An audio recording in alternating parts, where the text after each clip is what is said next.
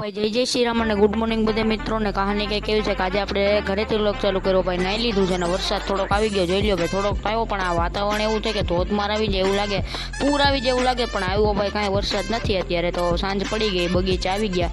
આ રોહિતને વિશાલ શું કરે તમે જોઈ લો તો એકવાર. આ લોકો આને શું કહેવાય તમને ખબર હોય તો કોમેન્ટમાં કરી દેજો ભાઈ. તો આ તો ઊંધા લટકાણા અને તમને ખબર હોય આને શું કહેવાય તો કોમેન્ટમાં લખી દે. રોહિત જો લેવા જ માંડ્યો છે અને ભાઈ આવી ગયા આપણે ભાઈ બાપાજીના મંદિરે. જોઈ લો તમે.